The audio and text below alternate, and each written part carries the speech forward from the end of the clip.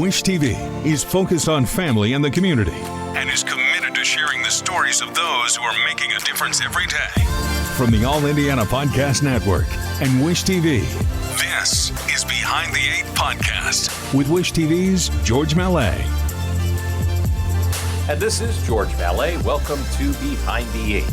Randall Newsome, you know him as one of the hosts of Lifestyle Live and All Indiana in the afternoons. But did you also know he's a stand-up comedian? In a moment, we'll talk to Randall Newsome about his other pursuits. What can 160 years of experience teach you about the future?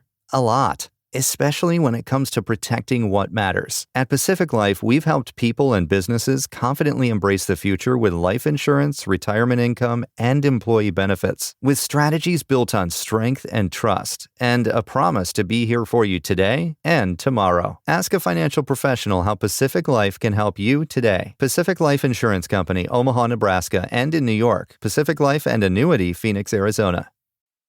Audible's romance collection has something to satisfy every side of you. When it comes to what kind of romance you're into, you don't have to choose just one. Fancy a dalliance with a duke, or maybe a steamy billionaire. You could find a book boyfriend in the city and another one tearing it up on the hockey field. And if nothing on this earth satisfies, you can always find love in another realm. Discover modern rom-coms from authors like Lily Chu and Ali Hazelwood, the latest romantasy series from Sarah J. Maas and Rebecca Yarros, plus Regency favorites like Bridgerton and Outlander. And of course, all the really steamy stuff. Your first great love story is free when you sign up for a free 30-day trial at audible.com/Wondery. That's audible.com/Wondery.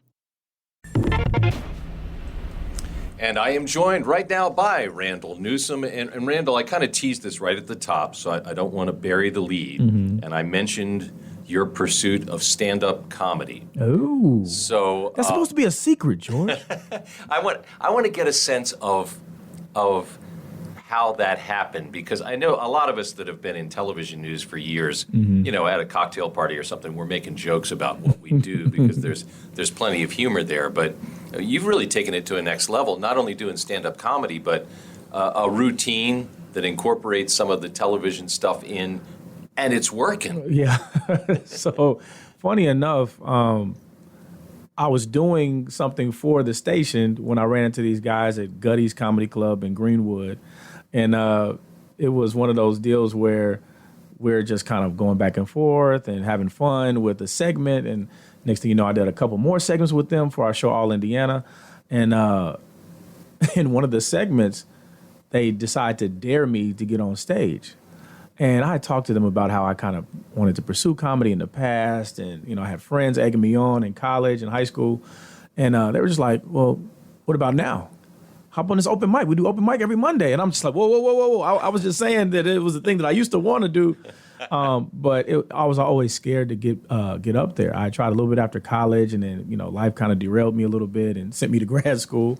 But, you know, I always kind of had that itch, and I think they could kind of see it in me. And next thing you know, I'm in an open mic with a notepad and Well, first of all, when you say your life got derailed a little bit, I went to grad school. That's not usually how the derail part was this car wreck. I was going to open mics down in Arlington, Texas, the Arlington Improv, and when I totaled my car, my mom was just like, yeah, we got to share this car now, so you can't do open mics. You know, I was just like, I kind of took that as a sign, like maybe I should just focus on this journalism thing that I've already spent all this money and time on. And so I kind of let comedy kind of fall by the wayside a little bit. So the first time you walk on stage at Gutty's, I mean, I know what it's like in just a public speaking engagement of some kind, where you get those butterflies in your stomach and the anticipation. What was that first appearance like for you? It was terrifying. I was just like, what am I doing up here? I don't remember anything that I wrote. I'm just like struggling to just put regular sentences together and gather myself. But man, it was the greatest feeling to get the stuff out and have people kind of anticipating what you're going to say. And it's this weird, like, middle ground between scary and really fun, because, you know, what you might think is funny when you write it down or you say it to a friend of yours, But then you got to make this audience who doesn't know you, like laugh. And you're just like, how am I going to pull this off? Like, this is crazy. So I get up there the first time, and this is one of the stories that anybody who was there when I started probably remembers this. I'm up on stage, and I'm an interactive person. I move a lot, and I'm interacting with this joke about my daughter walking in on me using the bathroom. And I'm like, she doesn't know it's not good. So, but, in the moment I kind of panicked. So I just threw something at her. I'm like, hey, no, daddy's using the restroom. And it was so crazy because I wanted to interact so bad, I threw my notepad with all my jokes in it. Oh, no. And so I throw the book, and everybody's laughing. I'm like, oh crap, I gotta go get my book. I don't know what happens after this. I don't know what to say next. I hadn't had, my material memorized yet. So it was just one of those things that everybody remembers. Like, yeah, I remember when you didn't know which joke was after the other.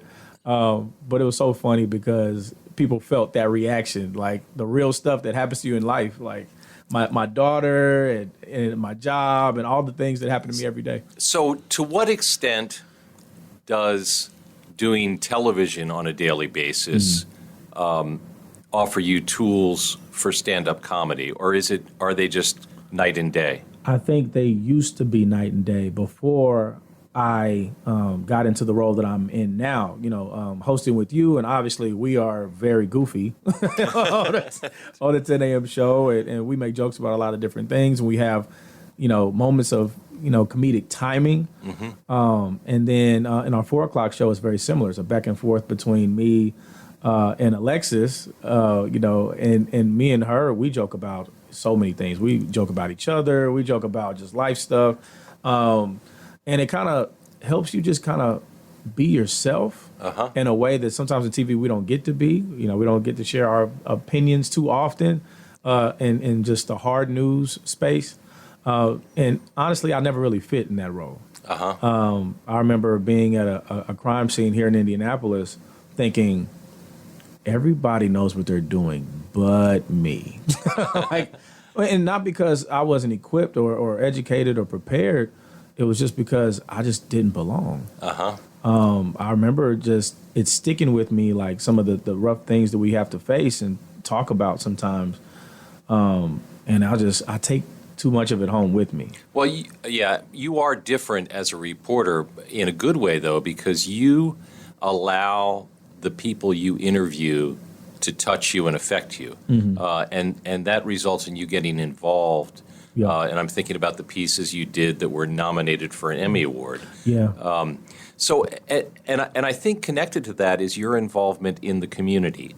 And I wonder to what extent, doing stand-up comedy and the kind of TV we do makes you sought after for some of the things you're doing in the community.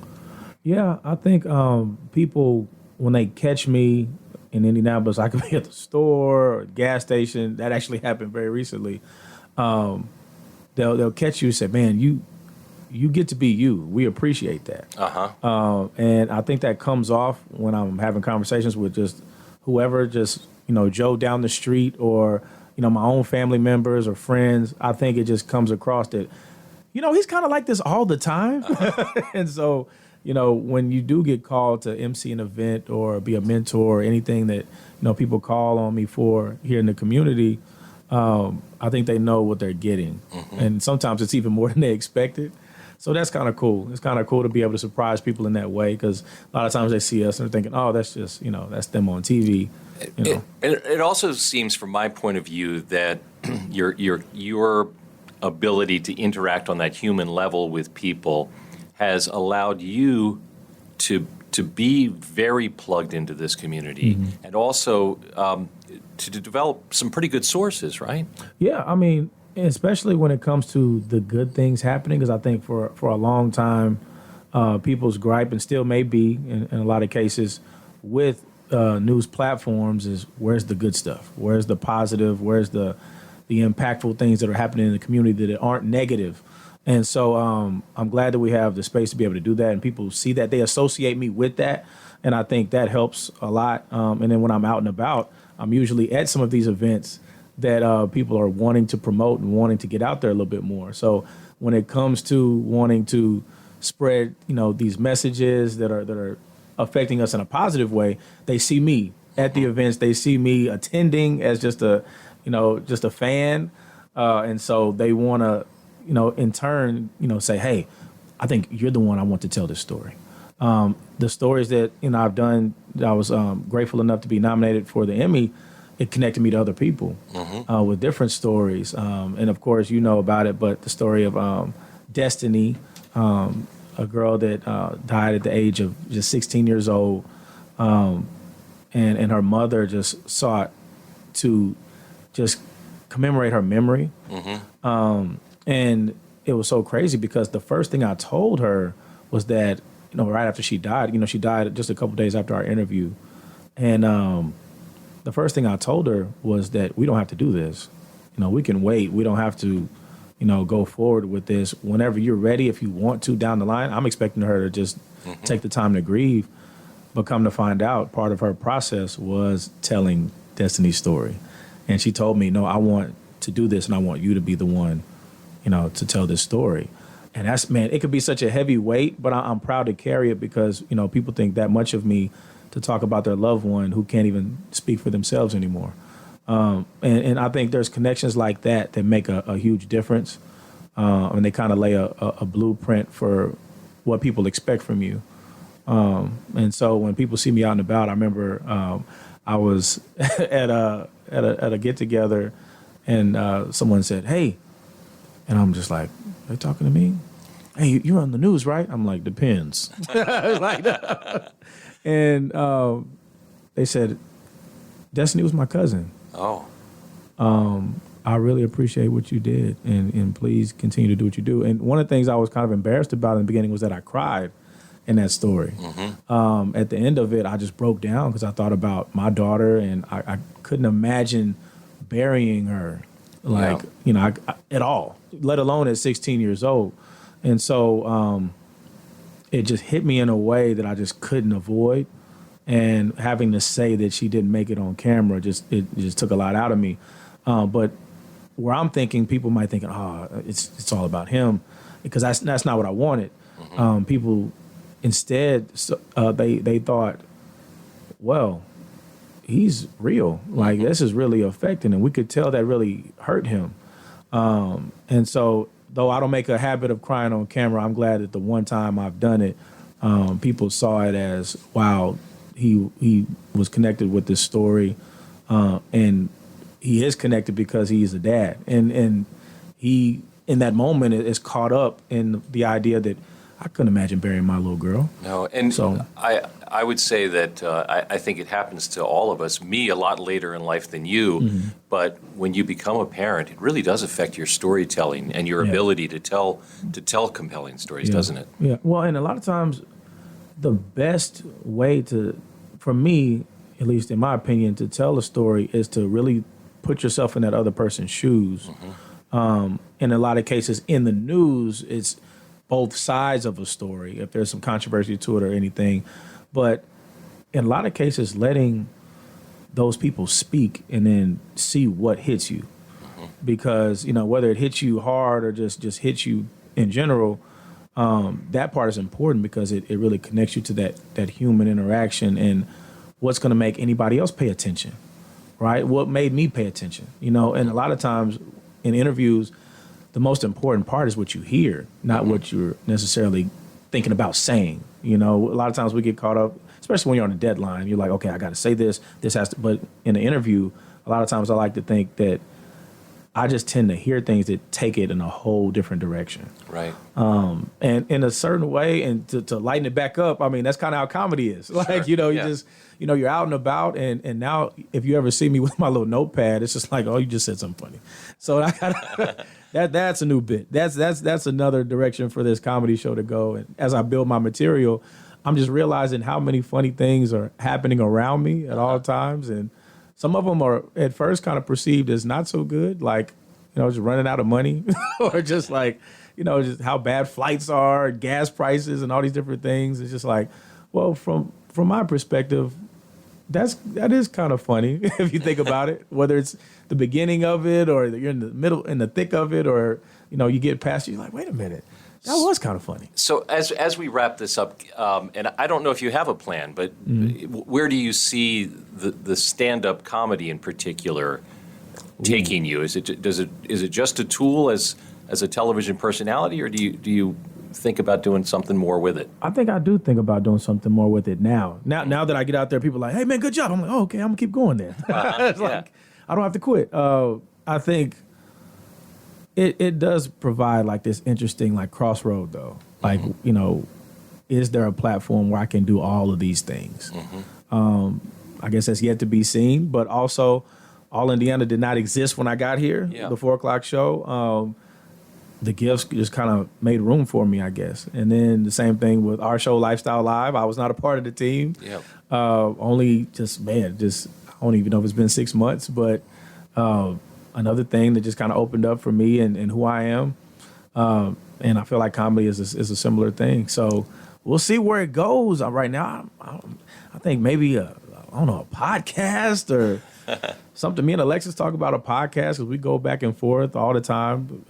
I'd listen to that. I think think we're entertaining. I think so. And who knows, man? I think I'm just open. I think right now I'm focused on turning this 15-minute set into a 25, because that gives you feature level material, and then 25 goes into 45, which makes you a headliner.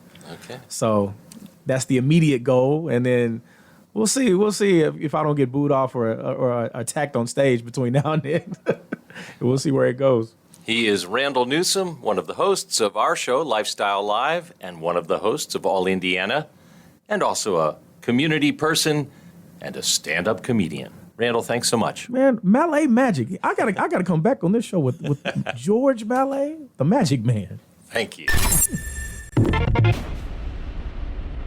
And this is George Mallet thanking you for joining us for Behind the Eight, and thanking Randall Newsome for joining me as well. Be sure to subscribe to this and other podcasts on the All Indiana Podcast Network. From the All Indiana Podcast Network, this is Behind the Eight Podcast with Wish TV's George Mallet. Be sure to like, follow, and subscribe to this podcast wherever you get your podcasts. And connect for even more on Facebook and at wishtv.com.